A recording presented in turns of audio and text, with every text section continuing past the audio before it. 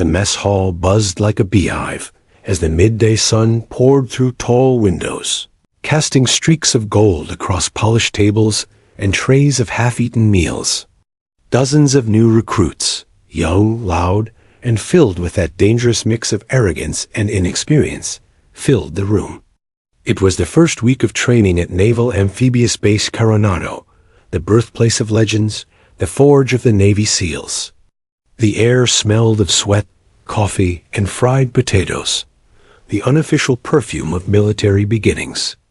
The laughter grew louder when the door opened. Every head turned.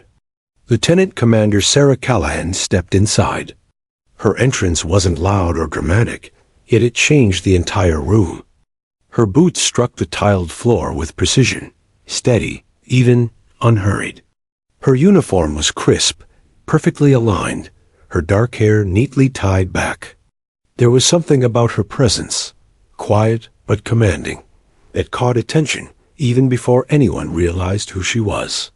But attention, in a room full of 20-something men with inflated egos, quickly turned into mockery. "Who's she?" One whispered. "Maybe a new nutrition officer?" Another smirked. "Nah," said a tall recruit named Daniels, grinning. "Looks like admin staff got lost on the way to the office." A few others laughed, the kind of laughter that spreads easily when there's no risk involved.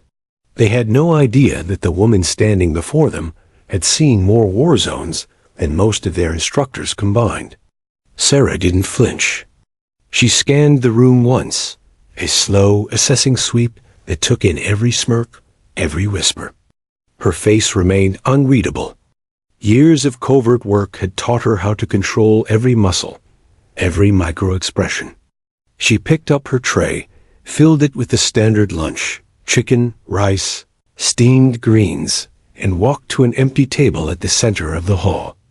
The noise around her dipped for a moment, curiosity pushing through the arrogance, but it returned quickly. "Hey, Daniels," one of the recruits chuckled. "Shouldn't you offer her a seat next to the real soldiers?" Daniels grinned, his voice loud enough to carry. "I'm not sitting next to anyone who wears perfume to a training base." Laughter exploded again. Forks clattered, trays shook, someone even whistled mockingly. The instructors sitting at the far end of the room said nothing. They watched. They knew something the recruits didn't.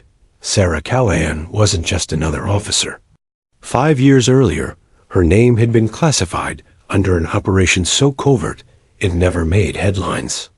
She had led a small SEAL unit through enemy territory, rescued hostages, and pulled 2 wounded teammates through 6 miles of hostile ground while bleeding from her own shoulder. But to these recruits, she was just a woman in uniform, someone to mock. Sarah didn't rise to the bait. She ate slowly, methodically. Every bite was measured, every movement quiet. Inside, though, she was watching. Every face, every reaction, every misplaced smirk was noted like a data point in her mental file. She wasn't angry. Anger was a luxury she hadn't allowed herself in years. What she felt instead was disappointment. Not for herself, but for them. They didn't yet understand what kind of world they were trying to step into. A world that demanded humility more than strength, focus more than bravado. After a few minutes, she stood up. The room fell into a hush again. Curiosity piqued. She walked her tray back to the return counter, set it down neatly, and turned to leave. On her way out, her eyes met Daniel's. Just for a moment. The kind of look that could cut glass. Daniels laughed nervously and looked away, though he wasn't sure why. Something in that look carried weight, the kind of authority that didn't need to shout. When the door swung shut behind her, one of the younger recruits whispered, "You think she's really a SEAL?" Daniels scoffed. "They don't make female SEALs. She's probably logistics or some training staff they stuck here to check boxes." The others nodded, content with the lie. They didn't notice the senior instructor, Chief Warrant Officer Grayson, standing near the corner, arms crossed. He shook his head slowly, a faint smirk tugging at his lips. He'd known Sarah for years. He'd seen her in action. Watching these recruits dismiss her was like watching children play with matches near a fuel line. Sooner or later, they'd learn. That night, in the barracks, the rumors spread faster than wildfire. She's supposed to be in command training. I heard she failed a combat test. My buddy said she got special treatment to pass Bud S. None of it was true, but gossip doesn't need truth. It needs audience. And the recruits, young and insecure, were eager to believe anything that made them feel superior. Daniels led most of it, his pride swelling with every exaggerated story. He'd always been the biggest guy in the room, and that had always been enough. Until now. Meanwhile, across base housing, Sarah sat in her dimly lit quarters, writing in her small black notebook. She'd kept one during every deployment, not for missions or records, but reflections. She wrote, "Sane arrogance, different faces. They don't understand yet. Strength without humility breaks. Tomorrow, I'll teach them what it means to respect the uniform they wear." She closed the notebook, her expression calm. Outside, rain began to fall softly against the window. She leaned back in her chair, memories flickering in her mind. The sand, the smoke, the sounds of radio static and heartbeats during a mission gone wrong. She remembered the last words her commander had told her before he was airlifted out. Bleeding but alive because of her. Never waste your energy proving yourself to fools. Just remind them when it matters. The next morning would bring the first physical drill. Endurance, reflexes, and combat readiness. Sarah would be leading the session. She smiled faintly to herself, not in arrogance, but in certainty. The recruits didn't know it yet, but this would be the day they'd stop laughing. The mess hall the next morning was quieter. Some recruits avoided looking at her as she entered, while others pretended not to notice. Daniels, however, couldn't resist. "Morning, ma'am," he said sarcastically, voice dripping with mock respect. Sarah paused. "Morning, Recruit Daniels. Hope we're doing something light today. Don't want anyone breaking a nail," he added. A few chuckles followed. Sarah's lips curved slightly, not a smile, but something colder. "Don't worry," she said evenly. "Today's lesson won't break anything. It'll only reveal what's already weak." Grayson, the senior instructor, watched from the sideline, arms folded. He knew exactly what was coming. When the group assembled on the training field, Sarah's voice carried with the authority of someone who had commanded teams under fire. "We'll begin with reflex drills. One-on-one demonstrations." Her eyes scanned the lineup. "Daniels, you're first." The recruits snickered, thinking this was another easy win for their favorite loudmouth. But Grayson smiled faintly, whispering under his breath, "Poor kid has no idea what he just volunteered for." As Daniels stepped forward, puffed up with confidence, Sarah took her stance, calm, steady, unarmed. "When you're ready," she said. He lunged, and in less than a heartbeat, faster than anyone could follow, he was flat on the ground, his wrist pinned, his body immobilized. The move was precise, efficient, and utterly merciless. Gasps filled the air. Daniels blinked up at her, shocked, unable to even speak. Sarah released him gently, like a teacher finishing a lesson. "Lesson 1, she said, voice calm and firm. "Never underestimate the quiet ones." The recruits stared at her in stunned silence. For the first time since arriving at Coronado, no one laughed. The woman they mocked in the mess hall had just shown them what a true Navy SEAL looked like, and the message was only beginning. The story of what happened on the training field spread through the base faster than wildfire. By nightfall, everyone knew that Lieutenant Commander Sarah Callahan had dropped Recruit Daniels in less than 2 seconds flat, and done it without even raising her voice. But instead of ending the ridicule, It only changed its tone. Some recruits respected her immediately. Others, especially Daniels and his close friends, grew defensive. They couldn't stand the thought that a woman had made them look weak in front of everyone. Pride, not wisdom, ruled their hearts. The next morning, the mess hall was unusually quiet when Sarah entered. The same men who had laughed now lowered their voices, though a few still smirked from their seats. Daniels sat at the far end, a bruise forming on his wrist, a silent reminder of his humiliation. As Sarah walked past him with her tray, his friend Reese muttered under his breath, "Guess reflexes don't make you a real SEAL." Daniels snorted. Yeah, she got lucky. The words were loud enough for nearby tables to hear, but not loud enough to be openly disrespectful. The room felt heavy with unspoken tension. Some recruits avoided looking at Sarah. Others watched her closely, curious to see if she'd react. She didn't. She sat alone at her table again, eating quietly. But beneath the calm, her mind was working. She could sense the insecurity pulsing through the room, the fragile pride that refused to learn. She'd seen it before, in combat zones where arrogance got people killed. She knew it needed to be broken, not punished. Chief Grayson, the senior instructor, entered moments later, his weathered face unreadable. He nodded once toward Sarah, as if silently asking, "You want me to handle it?" She shook her head almost imperceptibly. Not yet. That afternoon, the recruits gathered at the obstacle course. The sun beat down hard, turning the sand into a shimmering blur.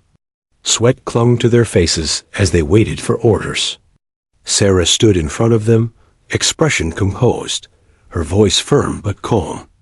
"Today's exercise," she said, "isn't about strength.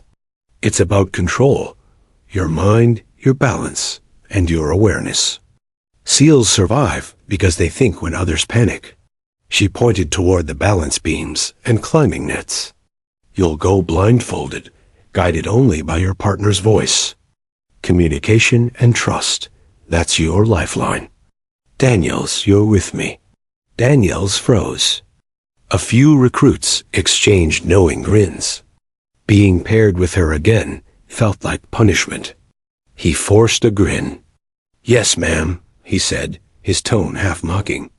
Sarah tossed him a blindfold. "You'll go first. Let's see how well you follow directions."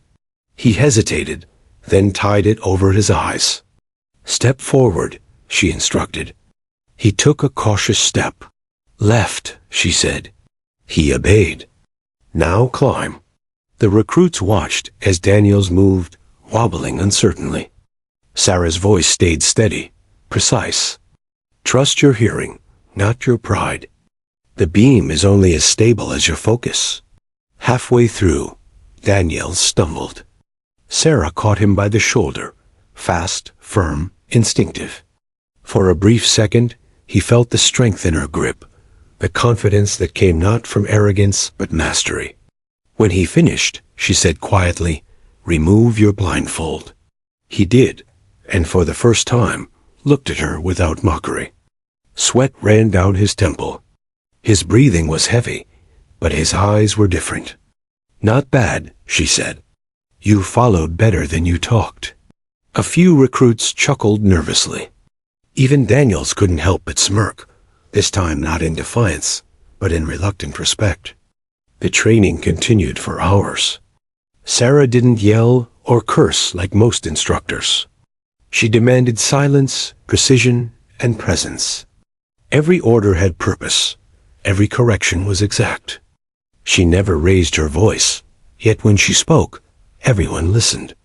By late afternoon, the recruits were drenched in sweat and exhaustion. Grayson approached her as they packed up. "You're getting through to them," he said quietly. "Not yet," Sarah replied. "But they're starting to see the difference between power and control." Grayson smiled faintly. "You've still got that patience of yours." Most instructors would have broken them by now. Sarah glanced toward the recruits, who now sat quietly, no laughter, no whispers. Breaking them isn't the goal, she said. Rebuilding them is. That evening, Daniel sat in the barracks, staring at his bruised wrist. His friends continued the usual banter, but it sounded hollow now. He couldn't stop replaying the moment when she guided him blindfolded across that beam. Her tone, her composure. She hadn't been trying to humiliate him. She'd been teaching him something. Something his ego had kept him from seeing. Reese nudged him. You seriously letting her get in your head, man? Daniels frowned. She single quotes S. different. Not what I thought. Reese scoffed. Yeah, right. She just knows some fancy moves. But Daniels didn't respond. Somewhere deep inside, his arrogance was cracking. Meanwhile, in her quarters, Sarah sat quietly cleaning her boots, the rhythmic motion steadying her thoughts. She thought back to her own training days, the jeers, the doubt, the endless need to prove herself. There had been one instructor, Master Chief Howard, who had believed in her when no one else did. His words still echoed in her memory. You don't silence disrespect by shouting. You silence it by excellence. She smiled faintly. That lesson had carried her through every battlefield, every challenge. And now, it was her turn to pass it on. The next day brought a new layer of testing. Endurance runs through the obstacle course followed by team coordination drills. Sarah divided them into groups and set one rule: finish together or fail together. Halfway through, a storm rolled in. Heavy rain, fierce wind. Mud splattered everywhere. Visibility dropped. Most instructors would have called it off. Sarah didn't. She shouted over the rain. Real missions don't pause for bad weather. Move! The recruits struggled, slipping and falling, but she pushed them forward with relentless calm. Stay low. Communicate. Watch your partner. When one recruit twisted his ankle, Sarah was the first to reach him, her hands steady. You can make it. Weight on my shoulder, she ordered. She guided him through the final stretch, drenched but unwavering. By the time they reached the end, everyone was exhausted, but something had changed. No one was laughing anymore. The mockery that had once filled their voices had turned to quiet admiration. Daniels looked at her, rain streaming down his face, and said hoarsely, You don't quit, do you? Sarah gave a rare smile. Neither should you. That night, in the mess hall, the recruits ate in near silence. Not out of fear, but out of respect. Sarah entered as usual, tray in hand. This time, the room didn't erupt in whispers. Daniels stood up as she walked by. Ma'am, he said, voice steady. You can sit here if you'd like. The table went silent. All eyes turned. Sarah looked at him, the same recruit who had mocked her days ago, and nodded once. She sat down across from him. The recruits held their breath, unsure how to react. For a long moment, she ate without speaking. Then quietly, she said, You've got potential, Daniels. But potential means nothing if you're too proud to learn. He nodded, staring at his food. I'm learning, ma'am. A small smile crossed her face. Good, then this might just be worth it. Later that night, Grayson entered the mess hall, finding her sitting alone again, sipping coffee. Looks like the tide's turning, he said, amused. Sarah shrugged lightly. They're starting to listen. Tomorrow, they'll start to understand. Grayson raised a brow. What happens tomorrow? Her eyes met his, calm, steady, but carrying a spark of challenge. I'm going to remind them that respect isn't given. It's earned, one test at a time. She stood, gathering her papers, her boots echoing against the floor as she walked out. Behind her, the rain had stopped, leaving the air sharp and clear. The recruits had laughed once, but soon they'd understand why no one, not even the toughest among them, ever laughed at a Navy SEAL twice. The morning air was thick with salt and fog as the recruits assembled on the training field. The Pacific wind whipped through their uniforms, carrying a bite of cold that crawled under the skin. The storm from the night before had left puddles of mud and slick patches across the ground, conditions Sarah considered perfect for what was coming next. Chief Grayson stood beside her, clipboard in hand, his expression impassive, but his eyes glinting with interest. "You sure about this?" he asked. Sarah tightened her gloves. "They need something they'll remember. Words don't teach humility. Experience does." He gave a low chuckle. "Fair enough. Just don't break them all before week 2. Sarah's lips curved slightly. No promises. The recruits stood in 2 lines, their postures stiff, faces strained. They were tired, both physically and mentally, but pride still lingered like a stubborn bruise. Daniels stood at the front, his eyes darting toward Sarah every few seconds. He wanted to respect her.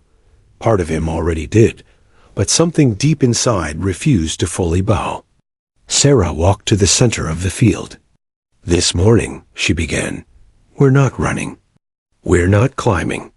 We're not testing endurance. We're testing reflexes." A murmur swept through the group. Reflexes? They'd done those drills before, simple dodge and counter movements. They expected something routine. Sarah's gaze scanned them one by one. Every SEAL must learn to react in less than a heartbeat. When a situation turns deadly, hesitation is death. Confidence doesn't save you. Awareness does. She motioned toward Daniels. Recruit Daniels stepped forward. His stomach tightened. "Yes, ma'am," he said, trying to sound steady. "Today, you and I will demonstrate a close combat reflex drill. You'll attack me with full intent. No holding back." A ripple of shock passed through the recruits. Daniels blinked. "Ma'am, full intent," she repeated. "Or I'll assume you're not taking this seriously." Grayson raised a brow. He'd seen Sarah in controlled demonstrations before, but never with new recruits. He almost felt sorry for Daniels. Almost. Daniels squared his shoulders and stepped closer. Rain still glistened on the training mats. The silence was suffocating. All that could be heard was the distant crash of waves. Sarah took her stance, calm and focused, her breathing slow. "Whenever you're ready," she said quietly. Daniels hesitated for a split second and lunged. What happened next blurred into motion. A sharp twist, a shift of weight, and before anyone could process it, Daniels hit the ground hard, his back in the mud, his arm locked painfully against his chest. The move was so fast, it didn't seem real. Sarah released him instantly, stepping back, her posture unshaken. "Too predictable," she said evenly. "You attack with emotion. You telegraph every move. In combat, that's suicide." Daniel scrambled to his feet, mud smeared across his uniform, pride shattered, but adrenaline surging. "Again," he muttered. Sarah nodded. "Go." He attacked faster this time, angling low, but she sidestepped, hooked his leg, and spun him down in one fluid motion. He hit the ground again, breath knocked out of him. The recruits gasped. Sarah's voice cut through the silence. Lesson 2. Reflexes aren't muscle. They're mindset. You think too loud, you lose. She extended a hand and helped him up. Her grip was firm, not mocking. "Better," she said. "You're learning." But Daniels wasn't done. Humiliation had burned away his hesitation, replaced by raw frustration. "Permission to try again, ma'am," he said through gritted teeth. Grayson frowned. "Daniels," Sarah raised a hand. "Granted." He attacked with everything he had, punches, feints, footwork. It was fast, chaotic, desperate. But Sarah was faster. Every strike he threw was met with precision. Every attempt to corner her dissolved in seconds. Finally, she swept him down once more, pinning him face down before stepping away, her breathing as steady as when they started. When she spoke, her voice was calm, but sharp enough to cut steel. You can't fight chaos with anger. Control wins wars, not strength. Daniel stayed down for a moment, chest heaving. Then slowly, he got up. This time, there was no defiance in his eyes, only respect. He saluted her silently before returning to his place in line. Sarah turned back to the group. Anyone else? No one moved. The only sound was the wind whistling through the range flags. She walked slowly along the line, meeting each pair of eyes. Every single one of you joined this program because you want to be Navy SEALs. You think it's about muscles and heroics. It's not. It's about control under pressure, patience under insult, and precision under chaos. Her tone softened, though her gaze stayed firm. You laughed at me once. That's fine. But laughter doesn't build respect. Understanding does. From today forward, you'll train to earn the right to wear this uniform, not to prove it. Grayson blew his whistle, signaling the next phase. The recruits broke into groups, running reflex relay drills. But something had shifted. The laughter that once filled the air was gone, replaced by focus. Sarah observed quietly, correcting posture, guiding movements, never shouting. Her leadership carried the kind of authority that needed no volume, only presence. Daniels, still sore and muddy, found himself studying her every move. He noticed how her eyes never drifted, how she anticipated mistakes before they happened. Her calm was unsettling but magnetic. He realized that what made her dangerous wasn't strength, it was composure. By late afternoon, the drills were complete. The recruits were exhausted, covered in mud and sweat. Sarah gathered them once more. Take a good look at yourselves, she said. You're dirty, tired, frustrated. But this is the first day some of you actually earned something. You stopped talking, and you started listening. That's where real training begins. Her words sank deep. No one dared joke this time. Daniels, rubbing his sore wrist, met her gaze. Ma'am, he said quietly, you're right. I thought strength was enough. Sarah nodded once. It never is. Strength fades. Character doesn't. After dismissal, the recruits trudged toward the showers, silent except for the sound of boots on wet gravel.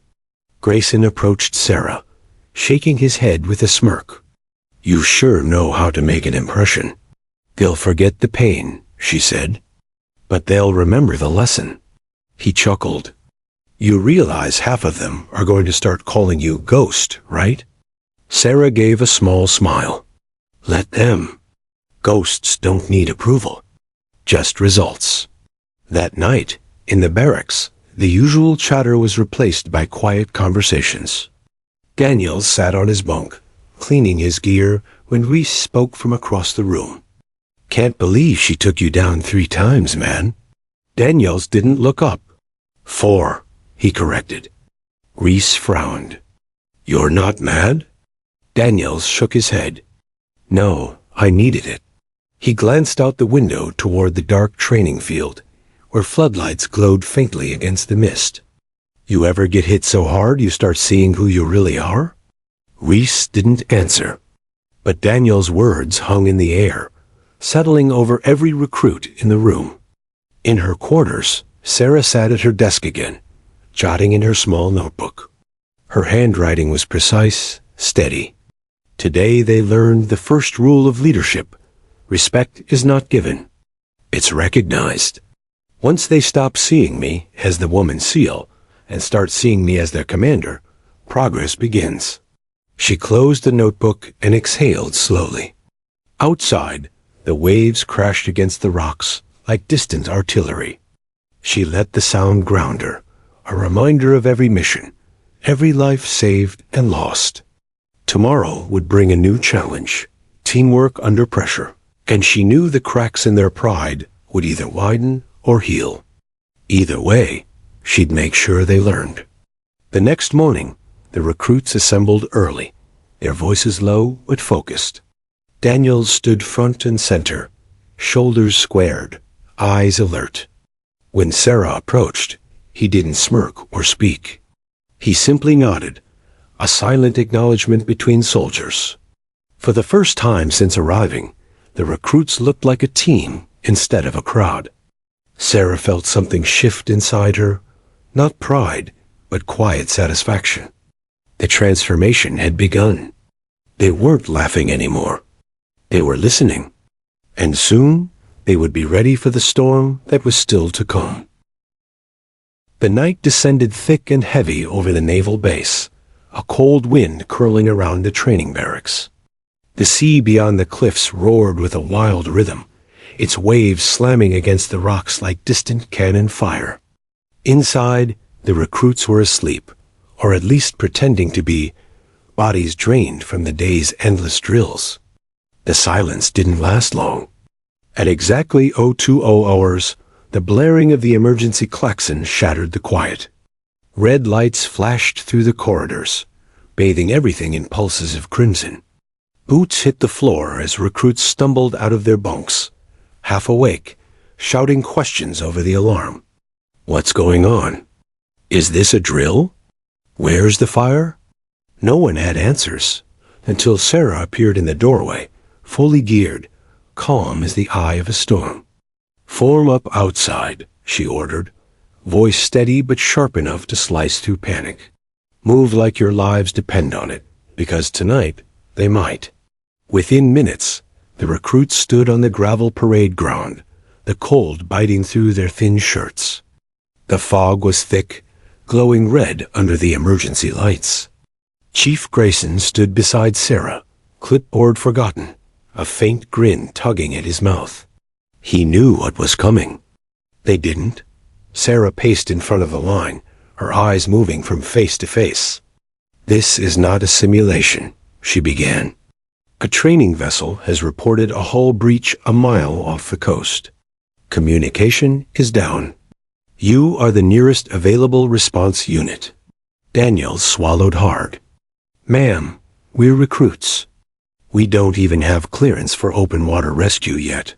Sarah turned to him, her tone even. Neither do the people about to drown. A ripple of unease spread through the line. No one laughed. No one moved. The only sound was the wind scraping through the flagpoles. Gear up, she said. You've got 5 minutes. 5 minutes later, they were in full wetsuits, helmets fastened, standing by the dock where small rigid-hull boats waited. The water churned violently, silver under the floodlights. Most of the recruits had never been in these conditions. Sarah stood at the helm of the lead boat. We move in pairs. Follow my lead, maintain comms, and remember your training. Panic gets people killed. Calm saves them. The recruits exchanged uneasy glances. For the first time, Sarah wasn't just their instructor. She was their lifeline.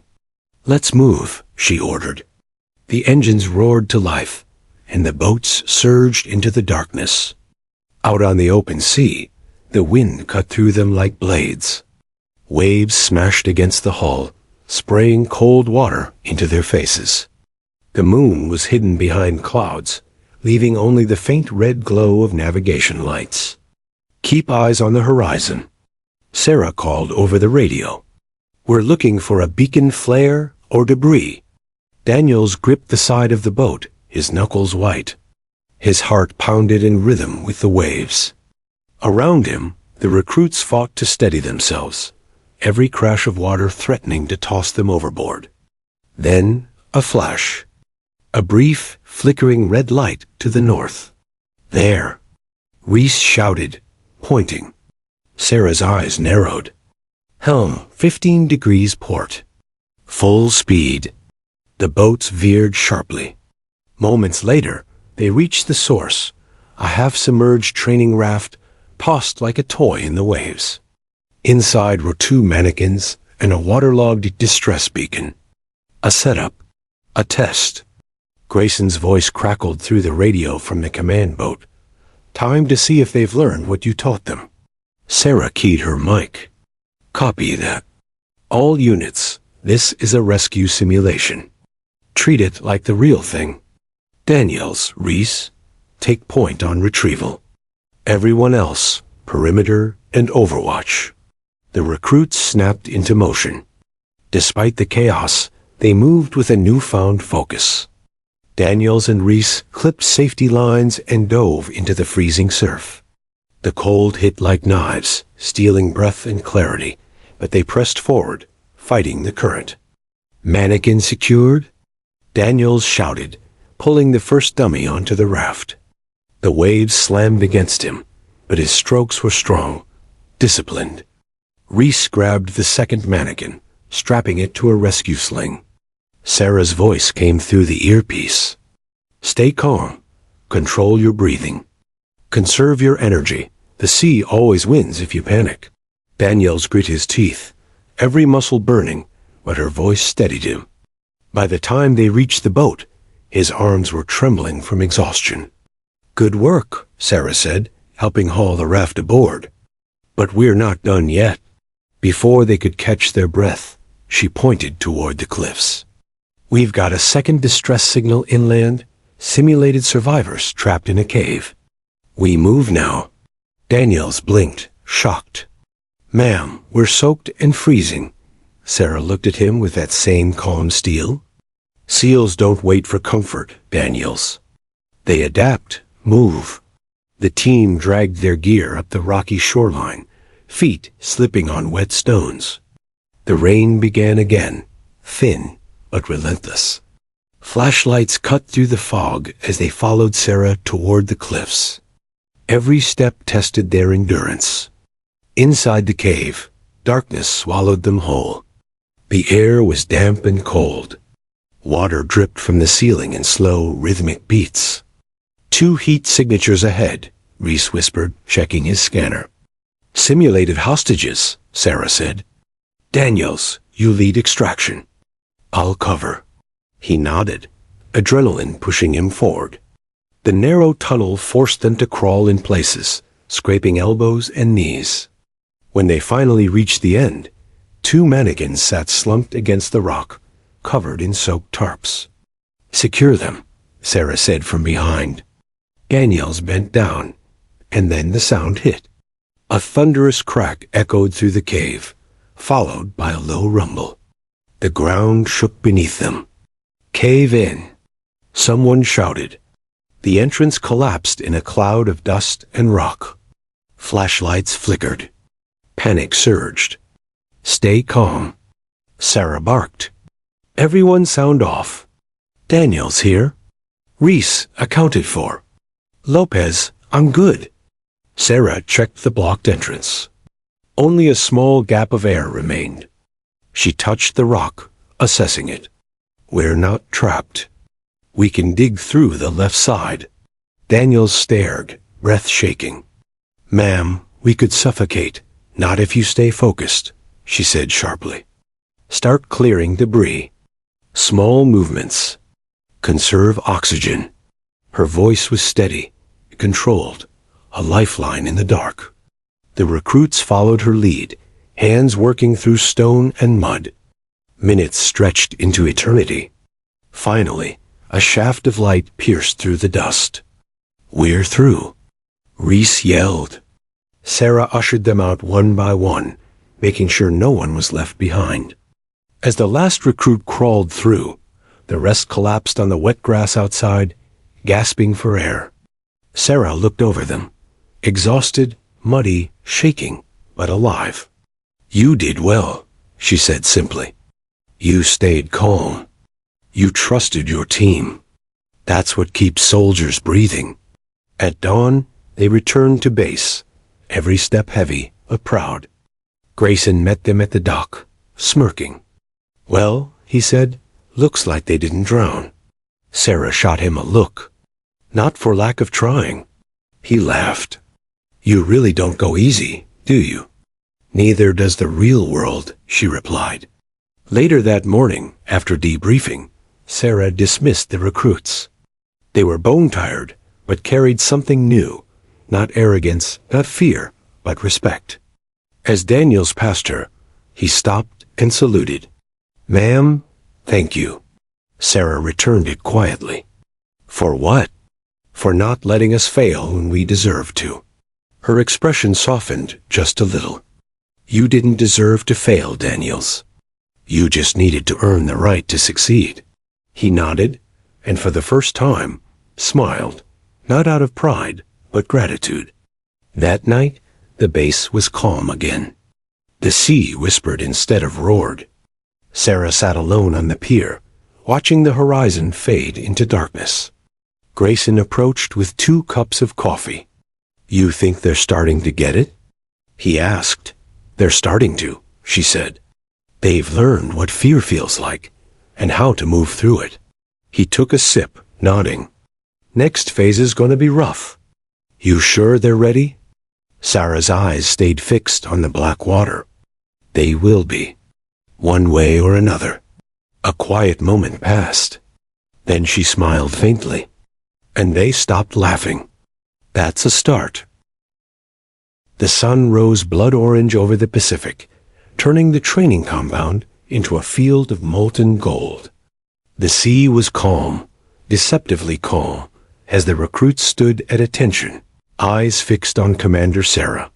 It had been 4 weeks since the night rescue drill. Since then, the recruits' attitudes had shifted from arrogance to focus, from rivalry to cooperation. But Sarah knew something still lingered: pride. Pride was the last wall that separated potential from mastery. And today, she intended to break it. Chief Grayson stood beside her, flipping through the roster. "Phase 5, he muttered. "Teen infiltration exercise. You sure about making Daniel's team leader?" Sarah nodded. "He's earned it. But I'm not handing him loyalty. He'll have to win it." Grayson raised a brow. "And the twist?" Sarah's gaze hardened. "They'll find out soon enough." The recruits were divided into 2 groups, Team Alpha and Team Bravo.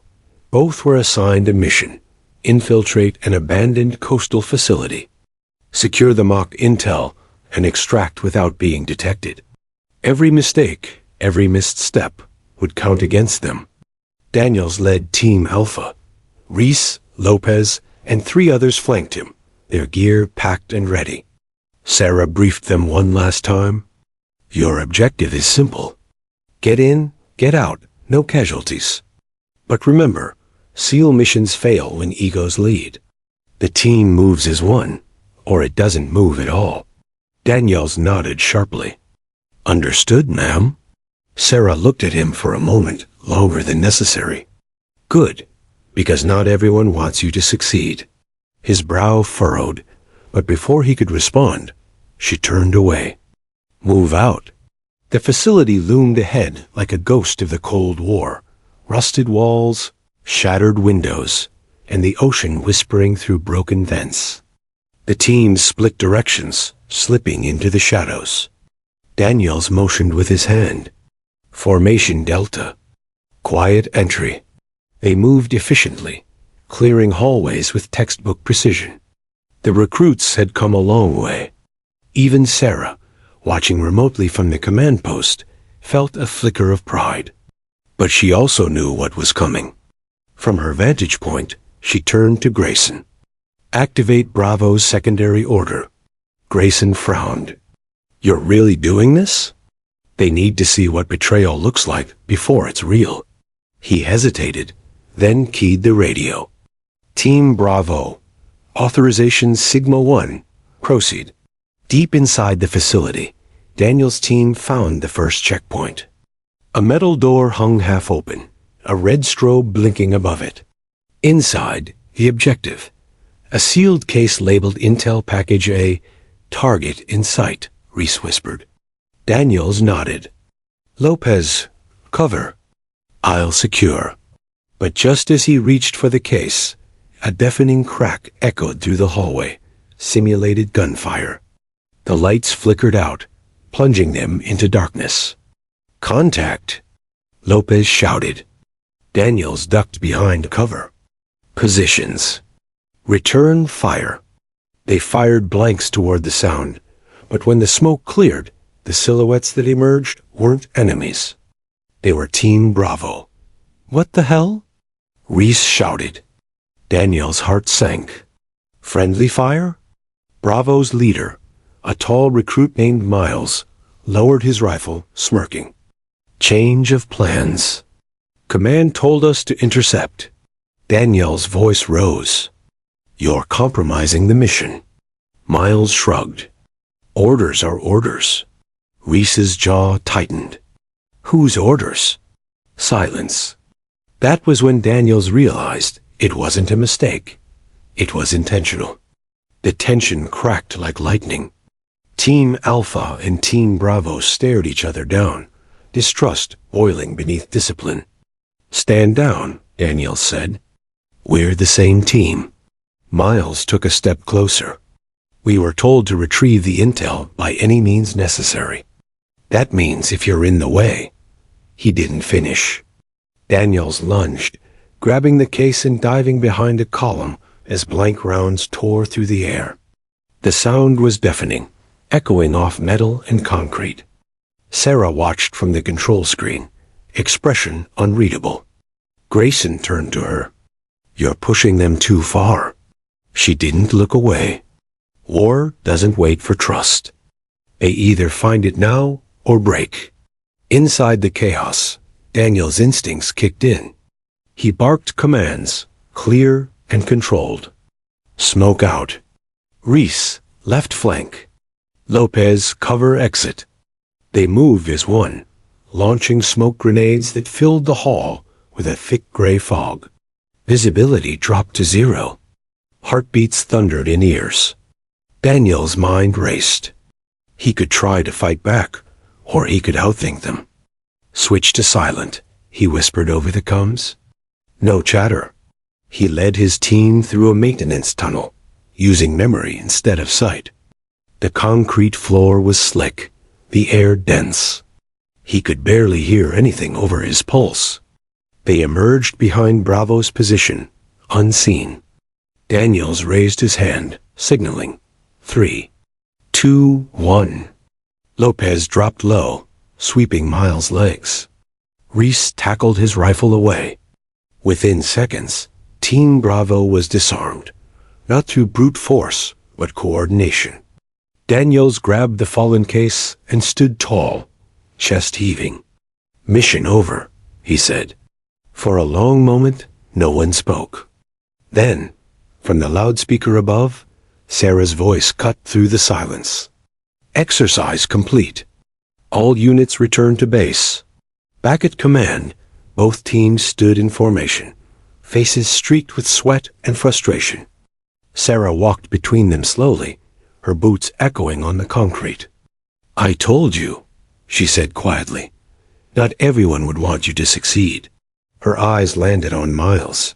"Team Bravo, your orders were simple. Disrupt, test, challenge. You followed them. But there's a difference between following and understanding." Then she turned to Daniels. "You had every reason to retaliate, and you didn't. You led. You adapted. You didn't let anger dictate your choices. That's what separates a soldier from a leader." Daniel's posture stiffened. "Ma'am, was this all planned?" Sarah nodded once. "Yes, because betrayal doesn't always come from enemies.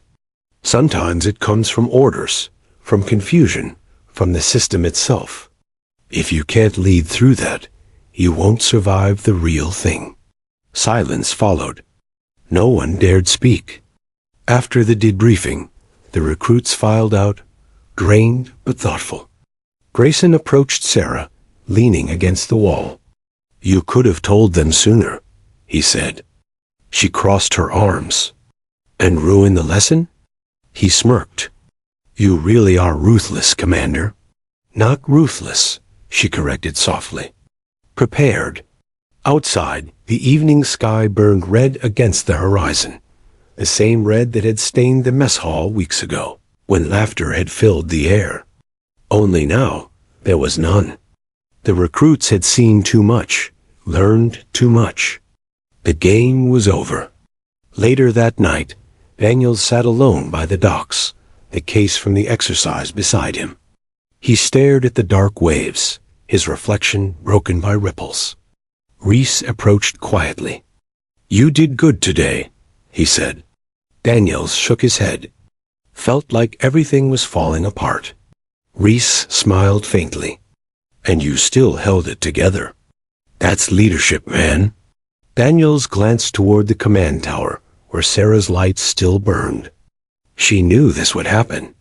Every move, every test. "I used to think she was trying to break us, but she's just making sure we can't be broken again." Reese nodded slowly. "Yeah, guess that's what a real SEAL does." The waves lapped against the dock, soft and steady, like the pulse of something ancient and unstoppable. Daniels exhaled, his voice barely a whisper. "Guess the laughs are over for good." Inside her quarters, Sarah closed her notebook again. Today they fractured, and then they rebuilt. Betrayal burns away ego. What's left? That's the soldier. She leaned back, listening to the waves. Tomorrow, the next phase would begin, the one no one was ready for. And somewhere deep down, even Sarah felt the first tremor of what was coming. The storm came without warning. By mid-afternoon, the wind howled across the naval base, whipping through the barracks and rattling every window pane.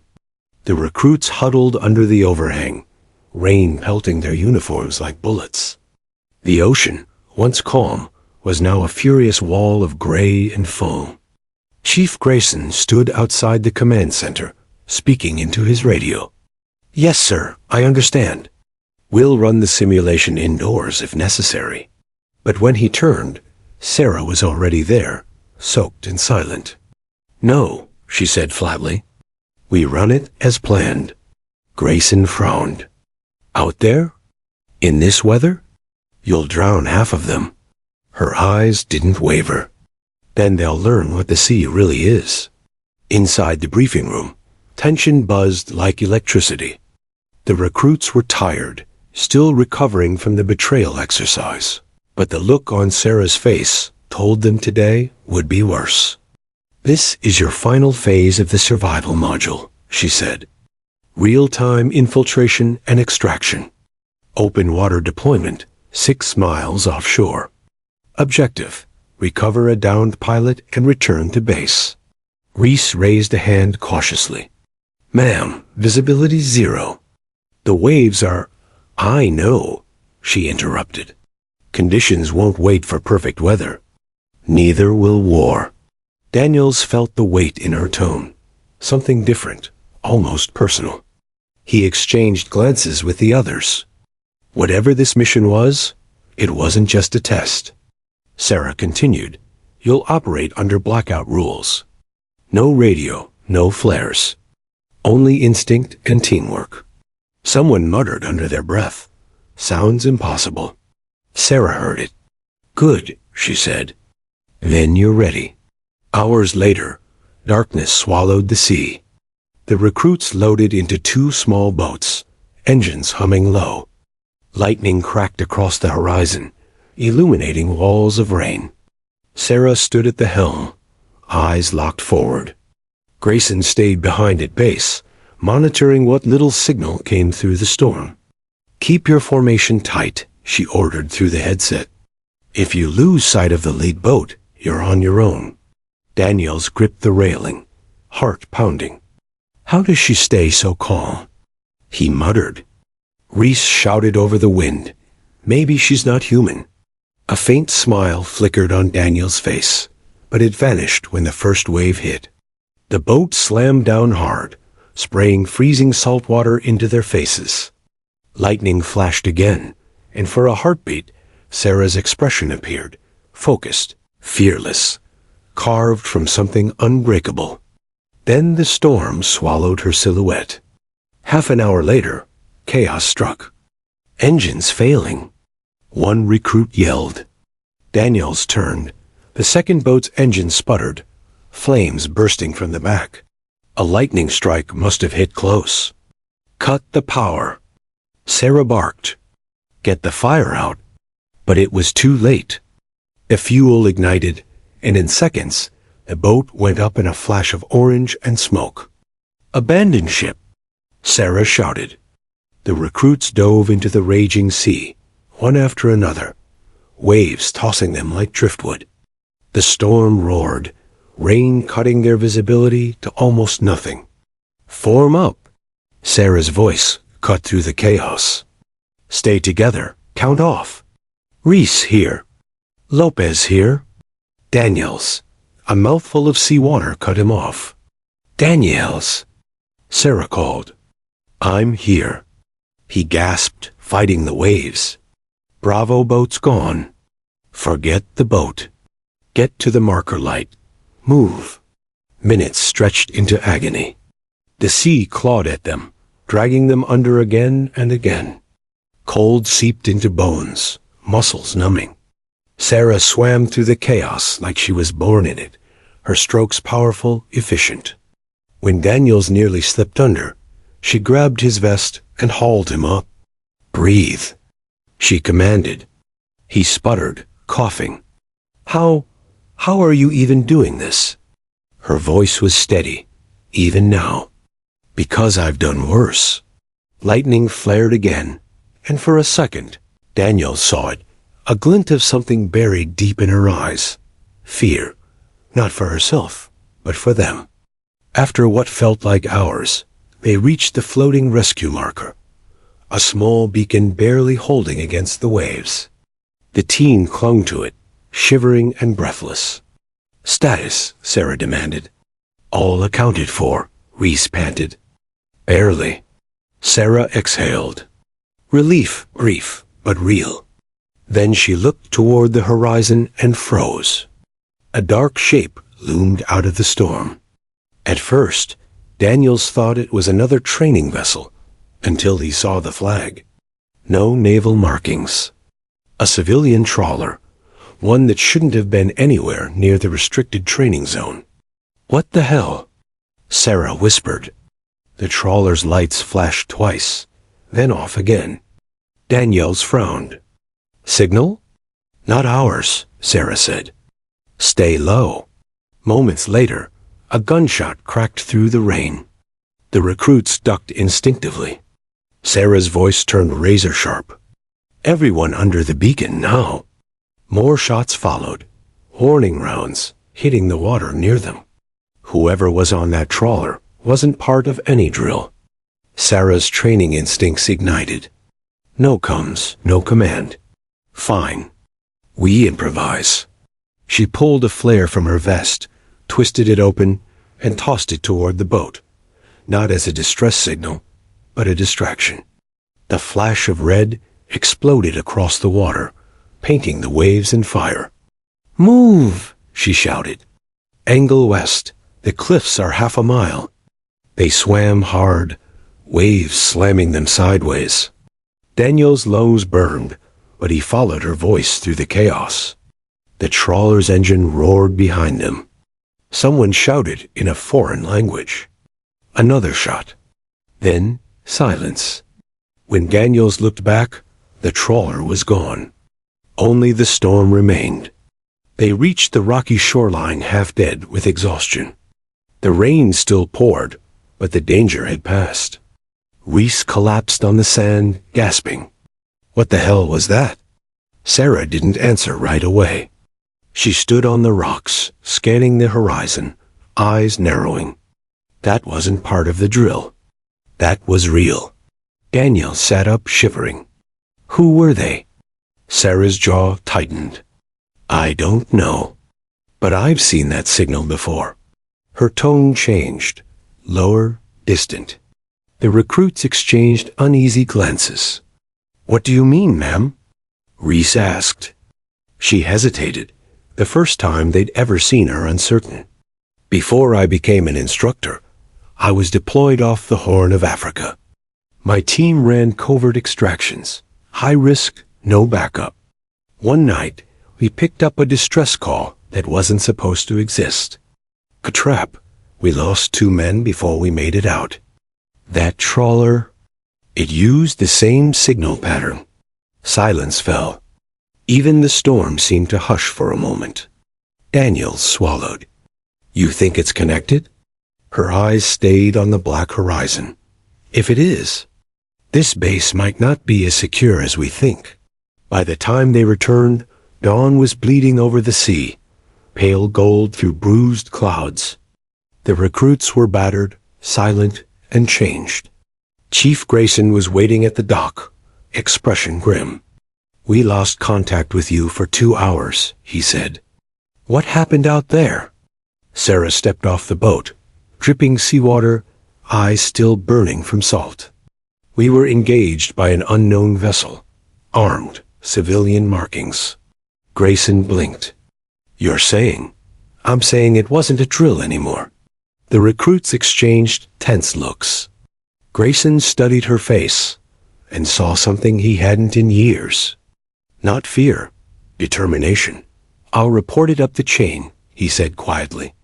No, Sarah cut in. Not yet. We don't know who's listening. That night, the recruits sat in silence in their barracks. Daniels lay awake, the storm still echoing in his mind.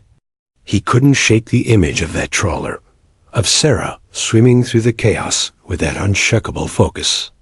He turned to Reese. You ever think maybe she's not training us for just the Navy? Reese frowned. What do you mean? I mean, Daniels said slowly, what if she's training us for something bigger, something she knows is coming? Neither of them spoke again. The storm outside faded into a whisper, but the unease stayed, like the sea itself was holding its breath. And somewhere, far out beyond the horizon, a light blinked twice in the darkness, then vanished. The morning after the storm, the naval base looked like it had been through a war. Boats lay half-submerged along the dock. Equipment was scattered across the training yard, and the recruits moved like ghosts, bruised, exhausted, but alive. Inside the command center, Chief Grayson stood by a flickering monitor. His voice was low. Satellite scan shows nothing. No trace of that trawler. Sarah crossed her arms. That's not possible. He sighed. We searched every inch within 20 miles. If something was out there, it vanished. Sarah stared at the map, the sea blinking in faint blue pixels. She could still see the flash of the trawler's lights, hear the echo of gunfire through the rain. That wasn't a hallucination. It was real. Grayson leaned closer.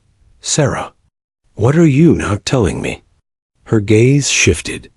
That wasn't the first time I saw that signal. And if it's who I think it is, we're dealing with something far beyond a rogue fishing crew. Later that day, the recruits were assembled in the mess hall.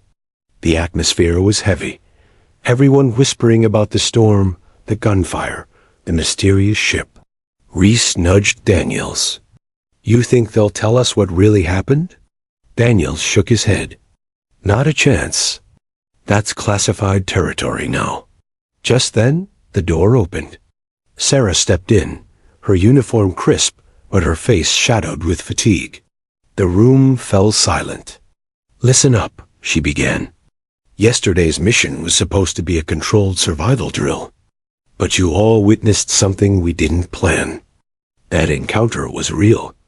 I don't know who they were, but I intend to find out. A murmur spread across the recruits. Lopez raised his hand. Ma'am, why would anyone target a training mission? We don't have weapons, data, anything of value. Sarah's eyes met his. You'd be surprised what people will kill for. Then, softer, she added, you've all come further than you realize. What happened last night wasn't just luck. You stayed together. You adapted. That's what makes soldiers into warriors. The room straightened a little. For the first time, her words didn't sound like orders. They sounded like belief. That night, The storm returned, quieter this time, but charged with unease. Sarah sat alone in her office, the dim glow of the desk lamp flickering across her medals and old photos. One picture sat framed in the corner, 5 men and 1 woman in wet suits, grinning on a beach under a fading sun. Task Force Phantom, her old SEAL unit. The same unit that vanished on an unsanctioned mission off the Horn of Africa 5 years ago. The night that changed everything. Her hand trembled slightly as she reached for the small black radio in her drawer, a model long since decommissioned. She turned the dial, tuning past static until a faint coded pulse filled the air. Dot dot, pause. Dot dash dot dash dot. She froze. The same signal as the trawler. Her pulse quickened. Someone out there knew her frequency and wanted her attention. She took a breath and whispered, "If this is a joke, it's a bad one." The radio crackled. Then a distorted voice came through. "Echo 6. Is that you?"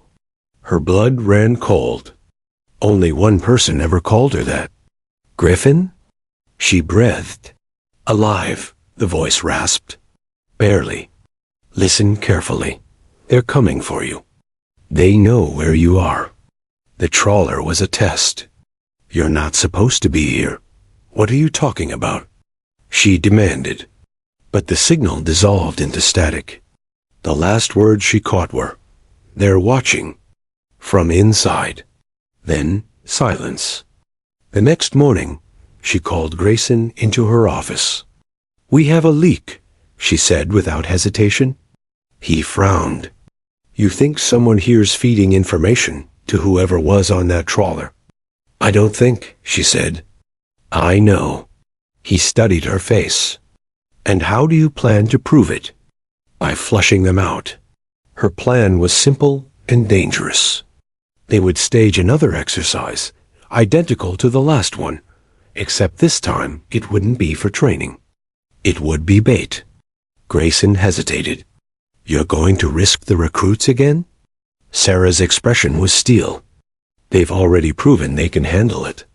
And if we're being watched from within, they need to see who's really in charge." By dusk, the recruits were gathered once again, nervous but determined. The sea was calmer now, the air heavy with salt and tension. "This exercise is classified," Sarah announced. "You will not discuss it with anyone, not even base command. If you do, you fail." Reese frowned. "Fail what, ma'am?" She looked him straight in the eye. "Survival." There were no more questions. The mission began under the cover of night. The team boarded 2 boats again, but this time Sarah had planted a signal tracker disguised as a beacon transmitter. If someone leaked the coordinates again, she'd know. For the first hour, everything was quiet. Too quiet. Daniels whispered, "Feels wrong being back out here?" Reese nodded. "Like déjà vu." But darker. Sarah, standing at the helm, checked her wrist display. No signal breaches yet. But then the tracker beeped once. Her heart sank. It's happening again. Seconds later, a new radar blip appeared, moving fast, straight toward them. "Contact!" she shouted. The recruits jolted to attention, gripping their weapons. Through the mist, the shape of another vessel emerged, smaller this time, faster, cutting across the waves like a predator. Daniel saw the flash of light first. "They're signaling again." Sarah's voice cut through the storm. "Everyone down." Gunfire erupted, slicing the air. Bullets hit the water in bright sprays. Sarah ducked low, grabbed the radio, and barked, "Base, this is Echo Team. We are under live fire." "Repeat, live fire." Static. No response. "Ma'am, comms are jammed." Lopez shouted. Sarah's mind raced. If Griffin's warning was right, they weren't just being hunted, they were being silenced. "Daniels," she called. "You're with me." We're taking the ridge to the west. The recruits scrambled toward the shoreline, diving into the surf as the enemy vessel closed in. Daniels followed Sarah through knee-deep water, adrenaline burning away the cold. "Who are they?" he yelled over the chaos. Sarah didn't answer.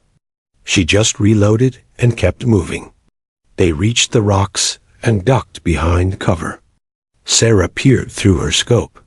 3 men in black wetsuits moved across the enemy deck. No insignia, no flags, no names. Daniels crouched beside her. "Mercenaries?" "Worse," she said quietly. "Ghosts." He frowned. "Ghosts?" "People who don't officially exist. The kind we were once sent to eliminate." Daniels stared at her, realization dawning. "You used to be one of them, didn't you?" Her silence was answer enough. Suddenly, one of the mercenaries fired a flare, a signal. 2 more vessels appeared on the horizon. Sarah cursed under her breath. "We're outnumbered." Daniels gritted his teeth. "Then we do what you taught us." She glanced at him, then nodded. "All right, soldier. Let's show them what a joke looks like now." With precise coordination, they set their remaining flares as diversions, drawing enemy fire toward the wrong direction. Then, as the mercenaries advanced, Sarah and the recruits flanked them from behind. The ambush was swift, brutal, and surgical. The recruits, though terrified, moved like a unit. Sarah was everywhere at once, disarming one attacker, ducking under another, her movements smooth as instinct. Daniels covered her flank, firing warning rounds that forced the enemy to retreat. Boats retreating. Lopez shouted. The last of the enemy ships turned and vanished into the mist, the same way they came. The sea went quiet again. Back on shore, the recruits collapsed, gasping, covered in sand and salt. Sarah stood watching the horizon, her jaw tight. Reese staggered up beside her. "Ma'am, what now?" She didn't answer at first. Her gaze was fixed on the water, where faint red light from the tracker still blinked. "Now," she said finally, "we find out who sent them, and why."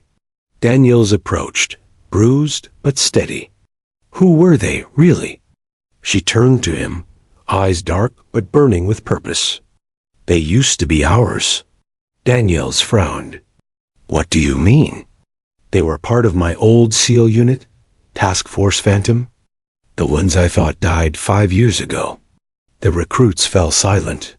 "Someone brought them back," she said quietly. "And they're not done yet."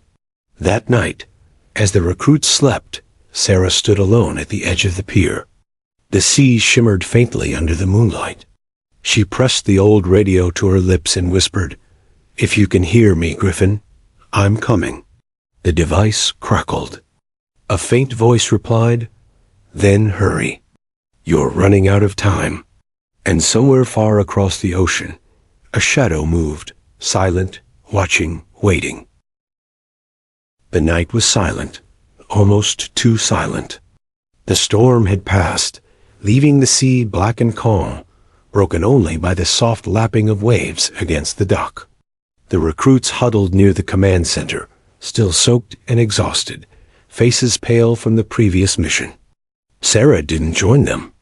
She stood at the edge of the pier, eyes scanning the horizon, fingers resting lightly on the old radio in her hand. Dot, dot, pause.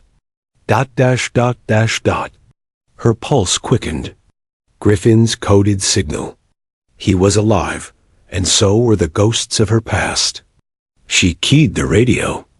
"Griffin, report. What's our window?" Static crackled. Then his voice came, low and urgent. "They're regrouping. Task Force Phantom is consolidating on the abandoned offshore platform, the one we trained on during Phase 3. You and your team, you have to move now." Sarah's jaw tightened. "Understood. Keep it quiet. We don't have much time." She turned to the recruits. Daniels, Reese, Lopez, and the others waited, wary but alert. Final mission, Sarah said. Not a drill. Task Force Phantom. My old unit is alive. They're on a rogue platform, heavily armed, and they'll see us as intruders. We go in, extract the intel, and return. No one dies if we do this right. Daniel swallowed.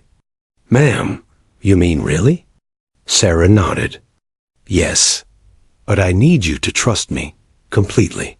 The recruits glanced at each other, then back at her. After everything, there was no hesitation. They boarded the boats, the waves gently rocking them under the moonlight.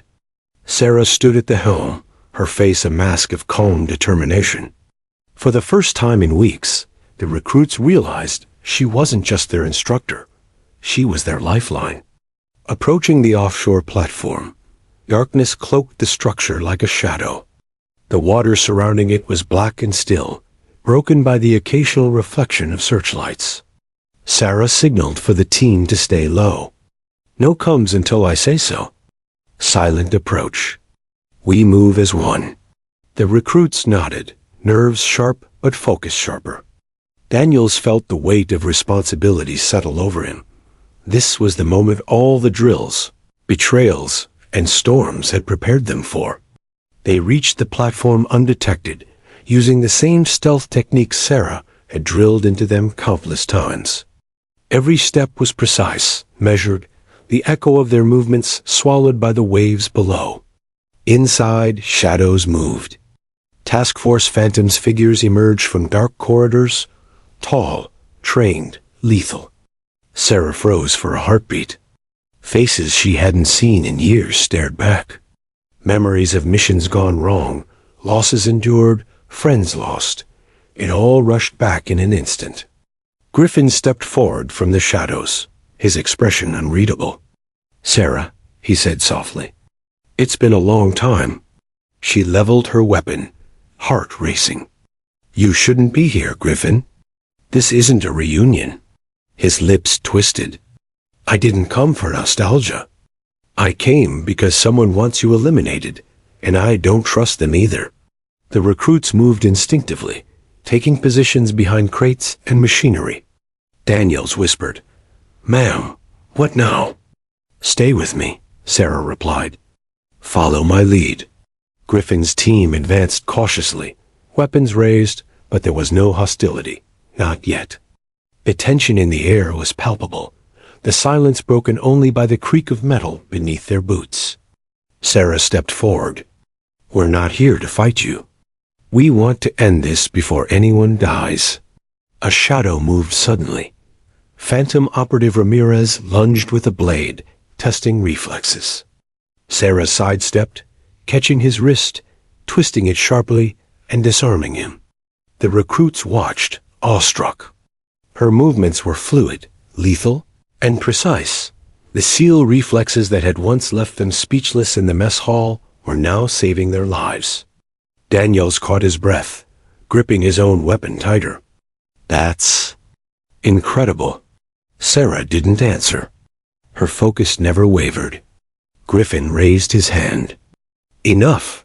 They're good. They've earned our trust. Sarah lowered her weapon slightly. We need intel, now.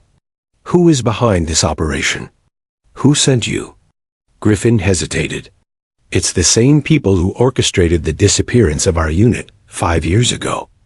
A private contractor, rogue elements within intelligence. They've been consolidating power, testing operatives. You were a threat, Sarah. That's why the trawler came. Daniel's jaw dropped. They sent us into this mess? Sarah's expression was unreadable. They underestimated what happens when soldiers survive and learn. Griffin nodded. We need to move. They're watching from multiple platforms. If we stay, they'll strike first. The recruits worked seamlessly under Sarah's guidance. Every drill, every betrayal exercise, every storm had prepared them for this moment. Daniels moved like a seasoned SEAL, covering flanks, checking corners. Reese and Lopez coordinated overwatch. Every step was precise, every action synchronized. Together, They moved toward the intel cache, a secured server in the heart of the platform. Sarah cracked the access code while Daniels kept watch, every sense on high alert. Finally, the server unlocked. Inside were files, proof of the rogue operations, contracts, and names of the contractors planning to eliminate Task Force Phantom. "This is it," Sarah whispered. "Everything we need to take them down." But just as they were about to leave, an alarm blared, silent in the recruits' senses, but flashing lights confirmed the breach. "They've noticed us," Griffin said grimly. "Then we move fast," Sarah said. "Extraction point is the western dock. Cover me." The team ran, bullets cutting through air as they ducked behind crates, leaping across open walkways. Daniels felt adrenaline surge, every fear and doubt from earlier exercises crystallizing into sharp focus. A phantom operative blocked their path. Reese shouted, firing a warning shot that forced him back. Lopez rolled forward, knocking down another attacker. Sarah and Daniels moved together, a seamless duo of precision and reflex. They reached the dock. Boats awaited, engines idling. As they boarded, the rogue elements attempted to intercept. But the recruits, following Sarah's lead, executed maneuvers they had only trained for weeks. Smoke grenades, diversion flares, and perfectly timed evasive actions allowed them to escape the platform unscathed. Once at sea, safe but still tense, Sarah finally allowed herself a deep breath. The horizon glowed faintly pink with dawn. Griffin looked at her. "You've trained them well." "They survived because they had to," Sarah said. "Not because I led them, because they chose to trust each other." Daniels, drenched and exhausted, turned to Sarah. "Mom, we made it. We actually did it." Sarah's eyes softened for the first time in weeks. "Yes, you did. But remember, this is what real operations are like.